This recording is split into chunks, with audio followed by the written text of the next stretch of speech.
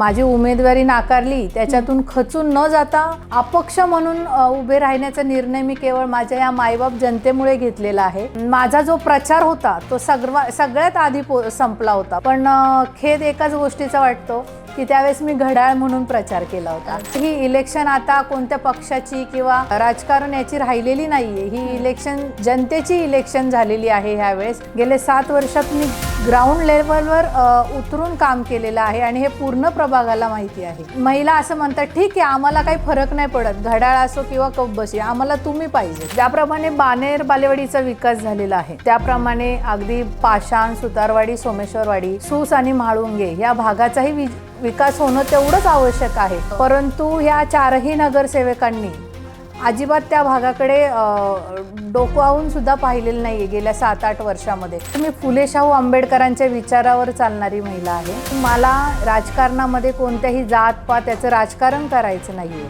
समाजसेवा हे माझं व्रत आहे, राजकारण नाहीये. त्यामुळे समाजसेवेसाठी मी आज या रिंगणात उतरलेली आहे. नमस्कार लगावतीच्या प्रेक्षकांना. सध्या पुण्यामध्ये महानगरपालिकाच्या या निवडणुकांचा माहोल सुरू आहे, धुरळा उडतोय. आम्ही अनेक उमेदवारांना गाठतोय, त्यातल्याच एका महिला उमेदवाराला आम्ही गाठलेलं आहे, त्या म्हणजे पूनमताई विधाते. त्या प्रभाग क्रमांक 9 मधल्या क गटाच्या उमेदवार आहेत. त्यांच्याशी आपण थेट चर्चा करूयात. अनेक महिला आम्हाला आता इलेक्शन लढवताना दिसत आहेत. काही ॲक्टिव्हली समोर येत आहेत, काहींचे नवरे, पती, भाऊ जे कार्यकर्ते पुरुष म्हणून एक त्यांना पाठिंबा असतो आणि ह्या फक्त चेहरा म्हणून उतरतात. पण तुमचं तसं दिसत नाही आहे मला. तुम्ही ॲग्रेसिव्हली, आक्रमकपणे प्रचार करताय, ॲक्टिव्हली सगळ्यांशी बोलताय, थेट उमेदवार म्हणून तुम्ही स्वतःला प्रेझेंट करताय. काय वाटतं राजकारणामध्ये ज्या महिला दिसतात इतर, त्यांच्यापेक्षा तुम्ही कसे वेगळे आहात, कसे स्वतःला वेगळं दाखवता तुम्ही? तुम्ही जर माझा मागील 7 वर्षाचा प्रवास बघितला असेल तर तुम्हाला नक्कीच लक्षात येईल की मी काय काम केलेलं आहे. आणि ज्या इतर माझ्यासमोर महिला उभ्या आहेत त्यांनी किती काम केलेलं आहे. आणि तुम्ही म्हणताय सगळ्या महिला ॲक्टिव्हली उतरल्या आहेत. मला तरी असं वाटत नाही की माझ्या व्यतिरिक्त कोणी एवढा ॲक्टिव्हली उतरला असेल. कारण महिला नगरसेविका म्हणजे आमच्या प्रभागात तरी अशी कन्सेप्ट आहे की त्या महिला निवडून येतात पण त्याच्या मागे त्यांचे पती किंवा त्यांचे घरचे लोक काम करत असतात, पुरुष लोक असतात. हो, पुरुष लोक त्यांचे घरातले काम करतात. असं स्वतः ती महिला ग्राउंड लेवलवर उतरून काम करत नाही. आणि ही कन्सेप्ट मला चेंज करायची आहे. गेले 7 वर्षात मी ग्राउंड लेवलवर उतरून काम केलेलं आहे आणि हे पूर्ण प्रभागाला माहिती आहे. तुम्ही राजकारणात कसं आलात? म्हणजे तुमचं वामा वुमेन्स क्लबही आम्ही पाहिलेलं आहे. म्हणजे राजकारणात एंट्री करताना काय डोक्यात विचार होता, काय अजेंडा होता? ॲक्च्युली मी राजकारणात ज्यावेळेस आले त्यावेळेस माझ्या डोक्यात एकच उद्देश होता की बाबा आजपर्यंत आपल्या प्रभागामध्ये महिलांसाठी कुठेही काही काम झालेलं नाही, तर हे काम आपल्याला करायचं आहे. महिलांसाठी एक प्लॅटफॉर्म निर्माण करायचा आहे, त्यांना स्वतःच्या पायावर उभं करायचं आहे आणि महिला सक्षम कशा बनतील यासाठी माझा आग्रह आहे. याची जाणीव मला आहे. म्हणूनच मी विचार केला की आपण नगरसेविका झाल्यानंतर आपल्याला याचा जास्त पाठिंबा मिळेल आणि त्या थ्रू आपण आणखी कामं करू शकतो महिलांसाठी. आज विचार केला तर महिलांची सेफ्टी खूप महत्त्वाची आहे. महिलांना ठिकठिकाणी वॉशरूमची आवश्यकता आहे, त्यांना घरी बसल्या उद्योग मिळाला पाहिजे. अशा ज्या गोष्टी आहेत महिलांसाठी त्या करणे अत्यंत आवश्यक आहे.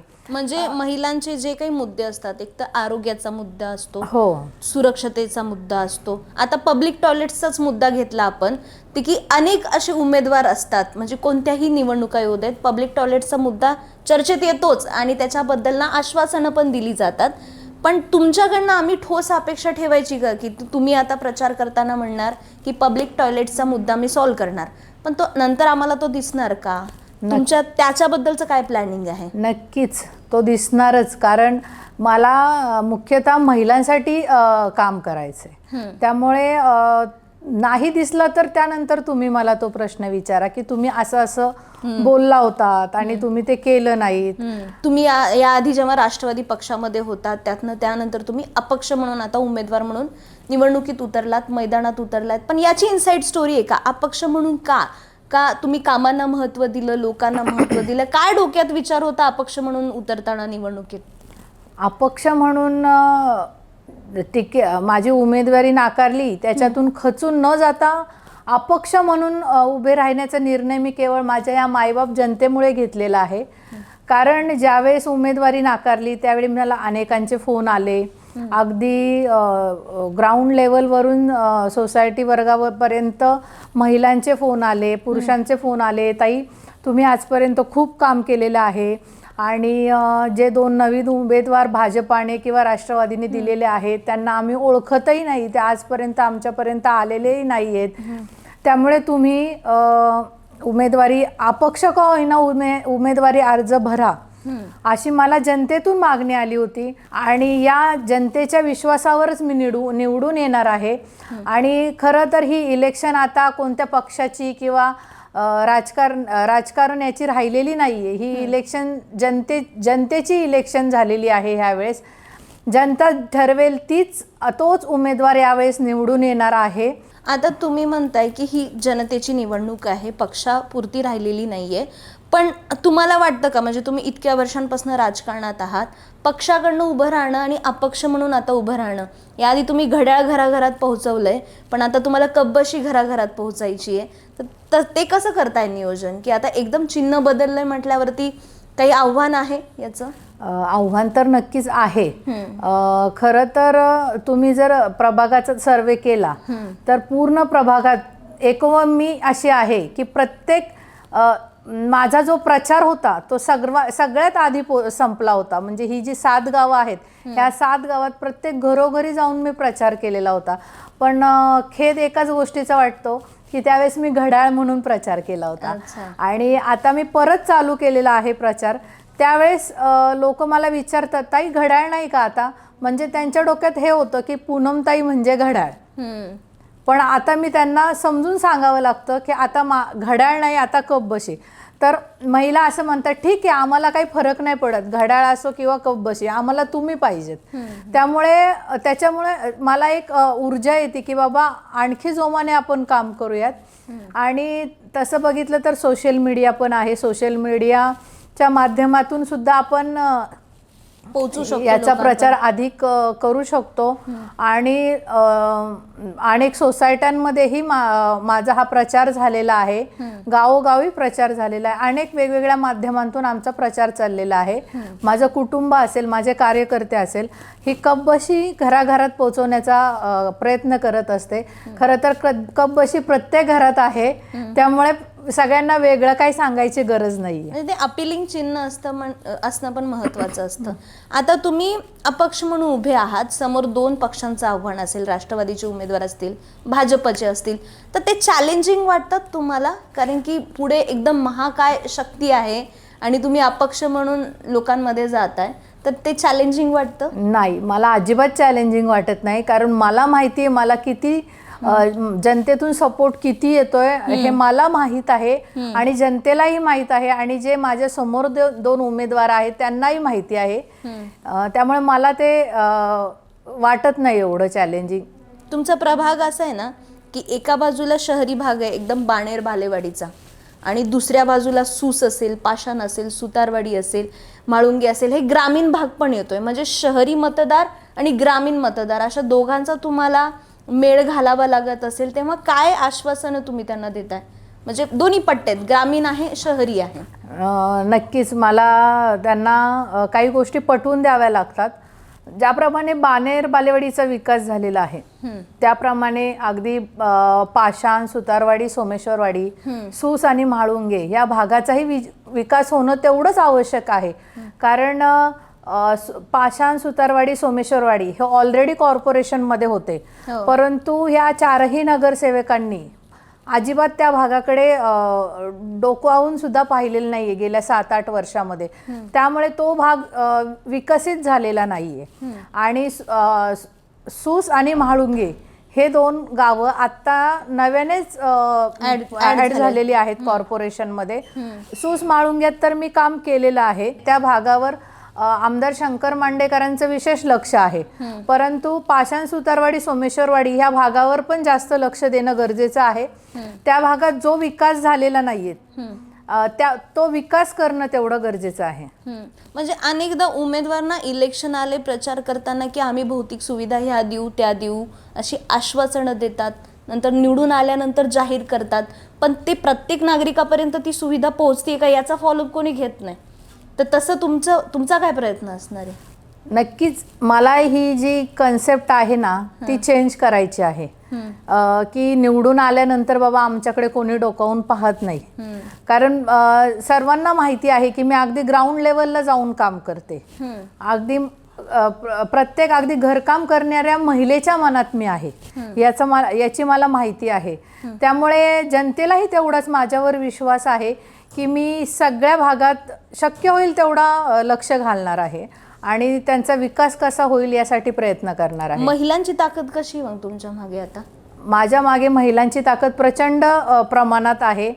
महिला फक्त डायरेक्टली मला म्हणतात आम्ही फक्त एकाच ताईंना ओळखतो, पूनमताईंना. आमच्यासाठी पूनमताईच म्हणजे आमच्या नगरसेवक आहे. असे तुमच्या प्रभागामध्ये वस्तीचा पण काही भाग येतो ज्याच्यामध्ये पाणी पुरवठा, पाईपलाईनची व्यवस्था हे मुद्दे आहेत, रस्त्याचे मुद्दे आहेत, त्याच्यावरती तुमचं काय विजन आहे?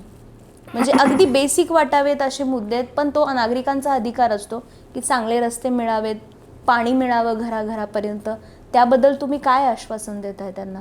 रस्ते तर चांगले पाहिजेत, खड्डेमुक्त रस्ते पाहिजेत आणि मेन म्हणजे पाण्याचा जो प्रश्न आहे तर आमच्या भागामध्ये प्रत्येक ठिकाणी प्रत्येक गावात टँकरने पाणी पुरवलं जातं. ही एक गंभीर समस्या आहे. तर मला प्रभाग क्रमांक 9 हा टँकर मुक्त करण्यासाठी माझा जास्त कल असणार आहे. म्हणजे अनेक सोसायट्या अशा आहेत दिसायला तर एकदम पॉश दिसतात, पण तिथं पाणी टँकरने जातं, पाईपलाईनची सुविधा नाहीये आणि काही प्रश्न अजूनही मार्गी लावायचे बाकी आहेत. तर त्याच्यामध्ये पाण्याचा प्रश्न असेल, नाल्यांचा प्रश्न असेल, ड्रेनेज लाईन असेल, छोटे रस्ते असतील, वस्ती भागातला काही मुद्दा असेल, तर असं तुम्हाला वाटतं की प्रकर्षाने एक मुद्दा माझ्या प्रभागातला राहिलाय करायचा या आधीच्या लोकप्रतिनिधींकडनं, तो मी पूर्ण करणार आहे? या आधीच्या प्रतिनिधीकडून तुम्ही तर म्हणताय एकच मुद्दा राहिलाय, पण माझ्या मते अनेक मुद्दे राहिलेले आहेत.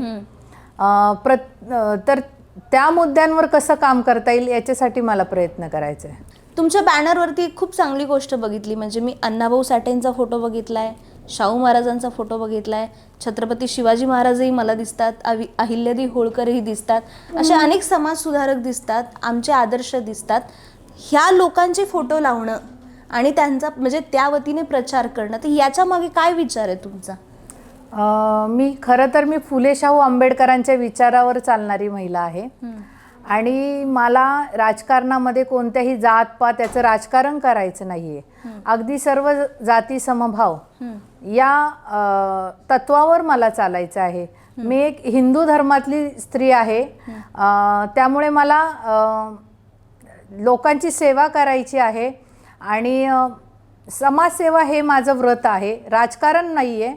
त्यामुळे समाजसेवेसाठी मी आज या रिंगणात उतरलेली आहे आणि या थोर समाजसेवकांनी जी कामं केलेली आहेत त्यांचा आदर्श घेऊन मला पुढे जायचं आहे आणि त्यांच्या दिलेल्या शिकवणीवर मला चालायचं आहे आणि जनतेची सेवा करायची आहे. आपण महिला मतदारांवरती जर जास्त फोकस करायचं झाला तर तुमची एक गोष्ट म्हणजे तुमचं जे फाउंडेशन आहे वामा विमेन्स क्लब, तर ते नक्की काय काम करतं म्हणजे महिलांसाठी आणि कोणते कोणते उपक्रम तुम्ही आजवर राबवलेत त्या माध्यमातून? ॲक्च्युली वामा वुमन्स क्लबच्या मार्फत महिला सक्षमीकरणासाठी काम करते. महिलांना वेगवेगळ्या प्रकारात प्रशिक्षण कसं देता येईल यासाठी काम करते आणि ज्या महिला क्लबला जॉईंट आहेत त्या महिला त्यांच्यासाठी एक प्लॅटफॉर्म निर्माण केलेला आहे.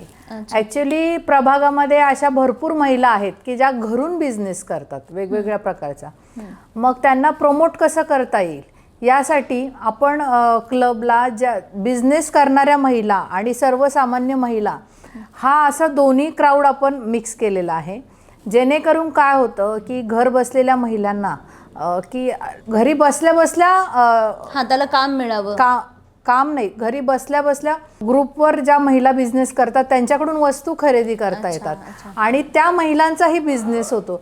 हा एक प्लॅटफॉर्म झालेलाच आहे. मी अगदी बचत गटांसाठी शिवण क्लास, आरी work class, bakery cake making class किंवा मसाले बनवायचा क्लास किंवा पिशवा बनवायचा क्लास, असे वेगवेगळे क्लास बचत गटाच्या महिलांना शिकवलेले आहेत. आणखी वामा क्लबच्याही महिला यांच्यासाठी वेगवेगळे क्लास मी घेतलेले आहेत. त्याच्या माध्यमातून महिला अनेक वेगवेगळ्या प्रकारात त्यांनी प्रशिक्षण घेतलेलं आहे. आता महिलांच्या आरोग्याबद्दल म्हणलं तर कॅन्सर अवेअरनेस हे खूप महत्त्वाचं आहे. तर कॅन्सर अवेअरनेससाठी मी अनेक शिबिरंसुद्धा घेतलेली आहे. हेल्थ चेकअपची शिबिरं घेतलेली आहे. वेगवेगळ्या सोसायट्यांमध्ये सुद्धा मी हेल्थ चेकअपची शिबिरं घेतलेली आहेत.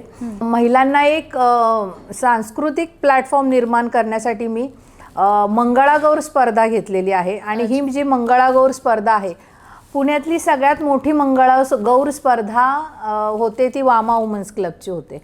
आणि मला ह्याचा आनंद आहे की ही जी माझी जी मंगळागौर स्पर्धा आहे ही बघून अनेकांनी ती स्पर्धा चालू केलेली आहे आणि त्याच्यामुळे महिलांना एक सांस्कृतिक प्लॅटफॉर्म मिळालेला आहे.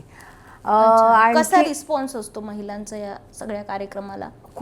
खूप प्रचंड रिस्पॉन्स असतो या कार्यक्रमांना.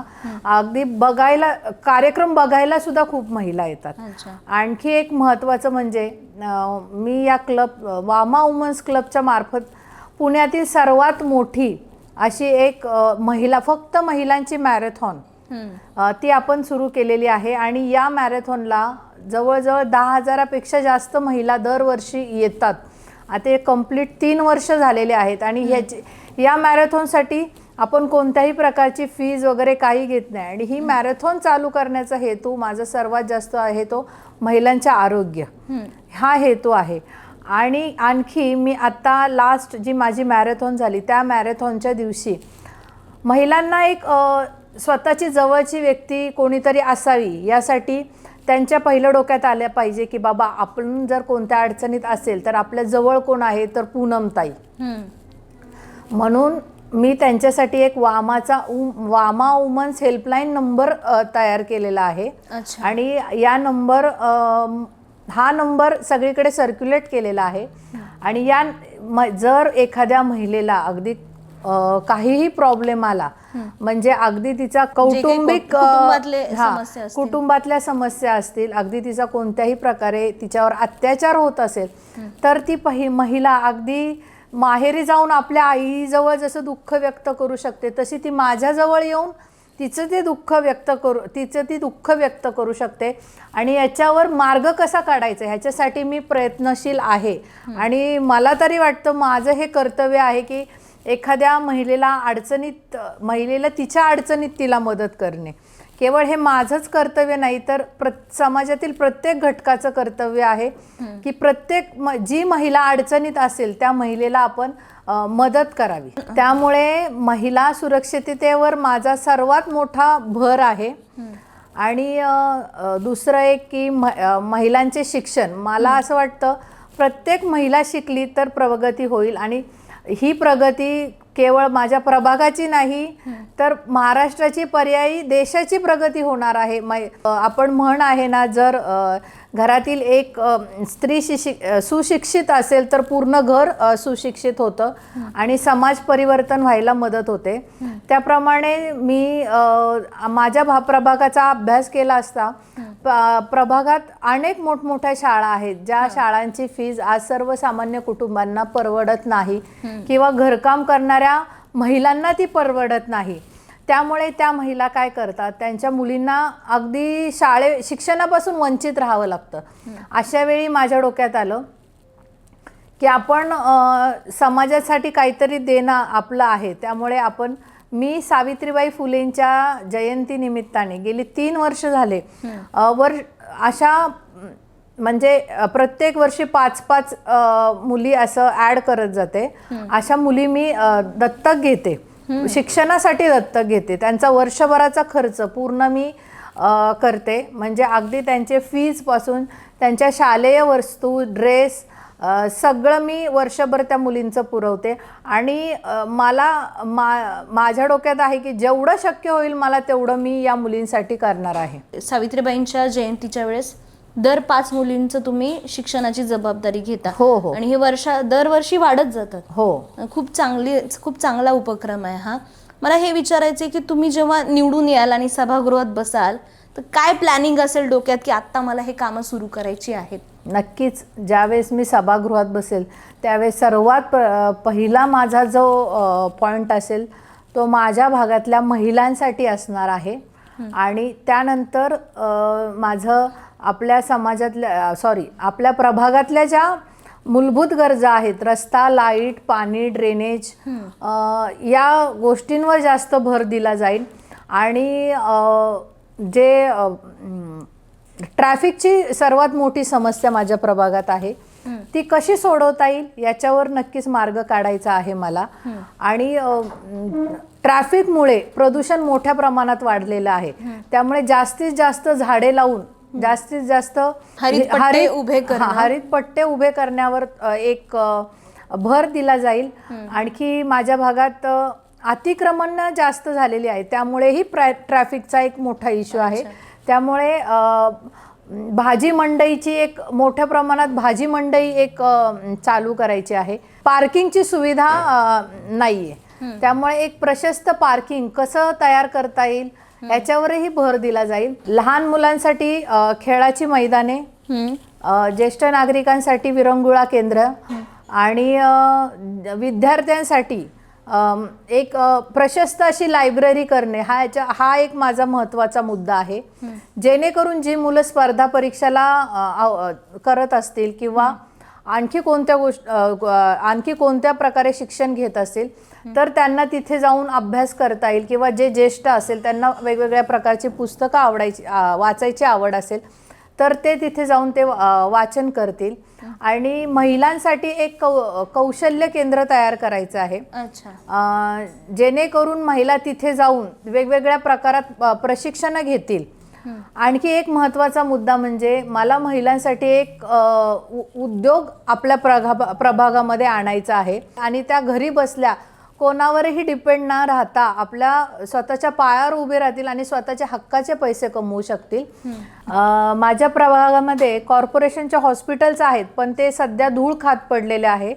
ते माझा प्रयत्न असेल की हे हॉस्पिटल चालू करून अगदी तळागाळातल्या व्यक्तीला पर्यंत कसा त्याचा फायदा होईल आणि वेगवेगळ्या योजनांच्या मार्फत त्यांची कशा प्रकारे त्यांचा कमी पैशात आणि चांगल्या प्रतीचं त्यांना सेवा मिळेल यासाठी हा खूप मोठा प्रयत्न करावा लागणार आहे मला. आणि खूप मोठं चॅलेंज आहे, मोठा प्रभाग आहे तुमचा. निश्चितच तुम्हाला निवडणुकीसाठी खूप शुभेच्छा आहेत आणि अपेक्षा करू की ह्या सगळ्या गोष्टी तुम्ही पूर्ण कराल निवडून आल्यानंतर. या प्रभाग क्रमांक 9 मधल्या काय समस्या आहेत, काय मुद्दे आहेत, काय प्रश्न आहेत खाली कमेंट बॉक्समध्ये लिहून नक्की आम्हाला कळवा, आम्ही त्यांच्यापर्यंत पोहोचू. अशाच मुलाखती पाहण्यासाठी लगावती यूट्यूब चॅनलला सबस्क्राईब करायला विसरू नका.